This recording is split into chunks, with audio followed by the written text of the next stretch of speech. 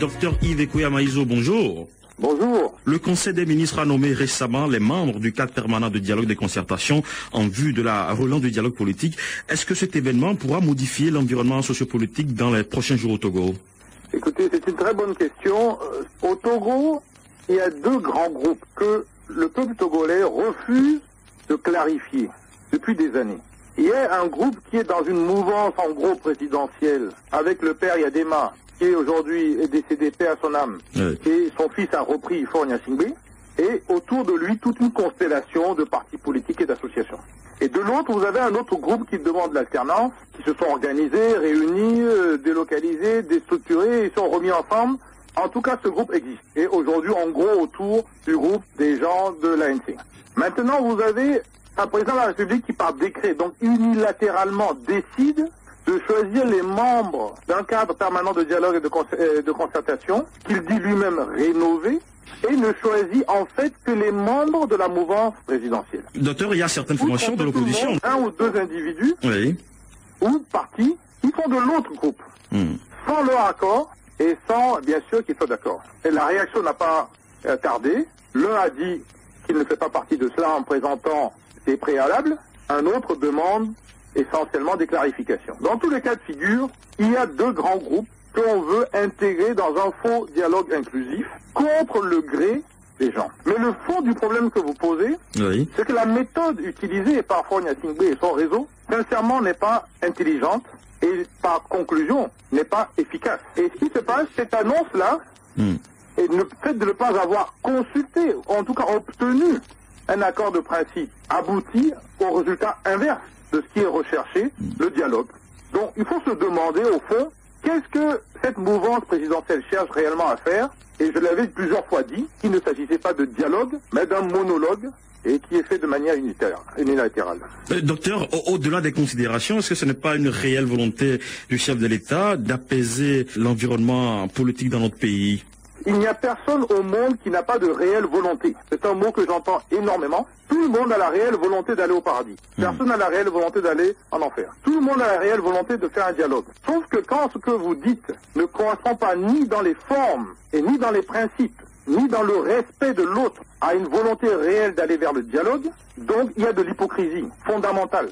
Les gens qui sont naïfs peuvent accepter ou croire. Les gens qui ne le sont pas, ou qui sont dans un combat politique, et qui sont, comme je vous le dis encore une fois, dans une situation de l'alternance à un système actuel, ne peuvent pas se faire duper. Donc tout ceci est fait essentiellement pour la communauté internationale, parce que c'est elle. Il faut les citer, c'est la France et l'Union européenne, pour l'histoire des informations et les transferts des informations. Non, les trois groupes là, avec l'ONU de derrière, qui ont légitimé deux fois, en 2005 et 2010, une fausse vérité des urnes, ont besoin de montrer encore une fois à la communauté internationale que les choses sont en train d'évoluer. Donc on passe son temps à faire beaucoup de bruit au sein d'une mouvance présidentielle, qui elle-même a des hauts et des bas, et à côté de cela, on oublie en fait réellement de soutenir les mouvements réellement démocratiques. Ce n'est pas quelque chose spécifique au Togo. Que ce soit la Côte d'Ivoire ou la Libye ou d'autres cas, vous constatez bien toujours que ce sont ces mêmes de l'Occident qui choisissent en fait toujours de ne pas soutenir les mouvements démocratiques dans les pays où leurs intérêts pourraient être menacés, ou en tout cas les gens viendront au pouvoir et demanderaient à discuter ou renégocier un certain nombre de contrats léonins qui ne vont pas dans les intérêts des populations togolaises. Docteur, en vous entendant, on a le sentiment que vous comprenez l'attitude du CAR et de l'NC notamment qui ont boycotté cette relance du dialogue. Mais disons, moi je ne suis pas dans un parti politique, moi je suis un observateur et j'essaie de voir un peu ce que ce peuple togolais qui a subi plus de 45-50 ans maintenant un certain nombre d'injustices au plan électoral et au niveau des urnes, pour comment faire que sa voix soit entendue. Et au fond, le Togo a des règles et des lois. Pourquoi on ne met pas ces règles et ces lois en place? La constitution de 92 était parfaite et il suffisait de la mettre en œuvre. Seulement, voilà, les gens modifient systématiquement, régulièrement, sous pression de l'armée, et souvent non républicaine, toutes ces choses. Donc, il ne s'agit pas d'être d'un côté ou de l'autre, il s'agit de mettre en place un mécanisme qui permet le dialogue. Vous avez dialogue quand vous avez deux camps. Je vous l'ai dit au début. Aujourd'hui, ce qu'a fait le pouvoir, c'est que vous avez un camp. Et le un camp est allé choisir des éléments contre leur gré de l'autre camp pour les mettre à l'intérieur de leur camp. En fait, sur le plan électoral, ce soit un rap. Il s'agit d'aller forcer la main. Le mot exact, ce sera un viol de la pensée, de la volonté des autres partis politiques. C'est inacceptable sur le plan d'un dialogue. C'est ça qui n'est pas acceptable. Le mode de fonctionnement pour organiser un dialogue est erroné. C'est pour ça que je dis que c'est inintelligent. Donc ce sont les mauvais conseillers. Ou bien, ces conseillers viennent d'ailleurs et l'ont fait exprès. Mais dans tous les cas de figure, le dialogue recherché ne fonctionne pas. Donc on voit bien que ce soit la méthode choisie ou les gens avec lesquels on veut travailler, mais les gens ne veulent pas. Vous n'allez quand même pas forcer quelqu'un. Voilà pourquoi je parle de viol. Vous ne forcez pas une femme si vous êtes un homme. C'est un viol. Un DSK est en train de le subir avec l'histoire de la femme guinéenne. Donc on ne peut pas le faire avec les partis politiques. Donc les partis politiques qui ont dit qu'écoutez, nous n'avons pas été consultés, nous ne voyons pas de quoi il s'agit, nous avons un certain nombre de conditions que nous souhaitons discuter, éventuellement voir réaliser. Ils ont certainement raison parce qu'au fond, pour le peuple togolais, il est important qu'il y ait deux alternatives face à face. Que le débat se fasse et qu'on sache en gros qu'est-ce qu'un tel veut pour le bien du peuple togolais et qu'est-ce qu'un autre veut pour le peuple togolais. Tous ces partis font des histoires, mais au fond, ils sont obligés tôt ou tard de se mettre dans l'un ou l'autre groupe. C'est parce que les élections à 2 tours ne fonctionnent pas au Togo qui fait que justement on arrive à faire qu'il y ait des gens qui se promettent d'un côté ou de l'autre en touchant de l'argent et quelques valises au passage. Mais ces valises ont diminué, l'argent a diminué, les gens ne respectent pas leurs engagements, et ceux-là même qui croient jouer d'un côté ou de l'autre, eux-mêmes sont perdus, certains sont au milieu. Vous ne pouvez pas tout jouer à l'équilibriste tout le temps. Donc, sachez bien que les positions des mouvements citoyens sont différentes des positions des partis politiques. Il s'agit d'aider le peuple togolais à comprendre pourquoi les choses fonctionnent. Et qu'on ne vienne pas nous dire il suffit d'aller dire à des gens de demander pardon et le problème est résolu. Hein? Quand on vous a coupé votre jambe et quelqu'un vous demande pardon, est-ce que votre jambe revient? Et quand on vous a coupé votre salaire comme ceux qui sont dans l'administration aujourd'hui, parce qu'ils sont allés manifester les samedis et qu'on les a enlevés, qui ne pourront pas toucher leur retraite, et qu'on vous demande de demander pardon, est-ce qu'ils retrouvent leur salaire, leur famille, peut-ils aller à l'école, leurs enfants peut-ils aller à l'école? Voilà le fond du problème. Faut pas esquiver le problème. La réalité est qu'il y a un système qui annonce un certain nombre de choses en parlant de dialogue, qui fait autre chose dans la pratique, dont c'est de l'hypocrisie. Avant, les informations ne circulaient pas.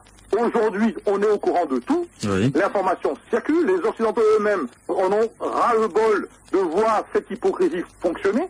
Voilà pourquoi des gens comme le président Sarkozy français, qui s'est fait avoir sur le cas de la Tunisie et de l'Égypte, a pris les devants, peut-être malheureusement et maladroitement, mais certainement, cette rupture qu'il est en train de remettre en place avant ces élections, s'il veut gagner d'ailleurs, ne devrait pas oublier le cas du Togo. Docteur, l'affaire de complot de coup d'État a connu son dénouement. Kwachana Singbe et 12 co-accusés sont lourdement condamnés. Quel enseignement peut-on tirer de cette affaire? On en tire le premier enseignement qu'il n'y a pas de séparation de pouvoir entre le pouvoir judiciaire et le pouvoir exécutif. On en tire un deuxième enseignement que le tribunal n'est pas compétent pour faire ce genre de jugement. On en tient l'enseignement 3, que quelqu'un qui est député, donc protégé au fond par son immunité, si on décide unilatéralement de faire sauter tout cela. Mais le point qui me paraît le plus intéressant en ce moment, oui, et qui a été annoncé lors des dépêches qui ont été en tout cas mises sur le site internet par Wikileaks, est que M. Kwacha se trouvait dans l'ambassade des États-Unis au Togo. Donc le problème est de savoir pourquoi le tribunal n'a pas fait son enquête pour aller vérifier, obtenir des informations précisées, parce qu'à ce moment-là, ce seraient les États-Unis qui auraient livré Kwacha à Fort Gnassingbé de son frère. Donc il faut que ce soit un Américain qui vient jusqu'au Togo pour livrer un frère à un autre frère. Si c'est comme ça que le Togo veut parler de sagesse, alors il faut que le peuple togolais dise d'accord avec cette décision de justice. Ça, c'est les 4 premiers points. Maintenant, il y a un deuxième point. Il y a une présomption d'innocence. Les droits des avocats n'ont pas du tout été non seulement acceptés, reconnus. Oui, ils ont évoqué plusieurs exceptions, docteur. Et en plus de cela, un certain nombre de choses qui sont inexactes, on ne peut pas accepter que cette décision du tribunal est une décision, disons, transparente. Les audiences publiques à la Commission Vérité, Justice et Réconciliation ont pris un sérieux coup avec l'irruption des forces armées togolaises dans le processus de réconciliation au Togo. Docteur, beaucoup estiment que c'est un mal congénital qui sort sans symptômes. Quel commentaire vous en faites? Un mal congénital est un mot très intéressant, mais vous voyez, le Togolais a toujours tendance à rentrer dans la morale. Je ne suis pas dans la morale, je ne parle pas de mal ou de bien. Il faut plutôt se poser la question, pourquoi?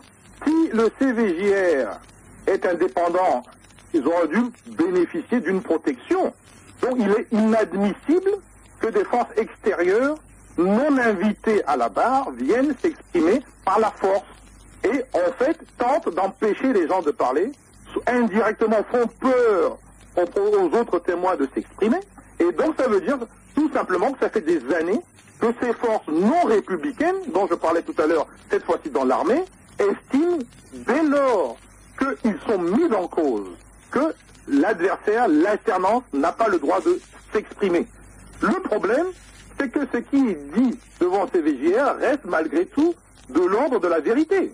Maintenant, il y a un autre problème de fond. Est-ce que le CVJR est fait pour justement dire la vérité, la justice et la réconciliation? J'ai des doutes sérieux. C'est une structure, si vous l'analysez au plan stratégique, au fond, est un déni de droit et de justice. Et je vais vous expliquer pourquoi. Expliquez-nous, docteur. C'est une structure qui est là pour permettre à un certain nombre de personnes de s'exprimer, mais surtout d'animer la vie politique togolaise. C'est une structure qui empêche que ces gens qui s'expriment puissent s'exprimer devant un tribunal. Ce qui permettrait à ce moment-là une justice, une condamnation ou pas, selon l'analyse des juges. Donc ce n'est pas une structure, donc je parle CVJR, qui est là pour faire la vérité, la justice et la réconciliation. Elle est là pour faire de la communication. Merci beaucoup, docteur Yves Koyamaïzo. Merci, passez une très bonne journée.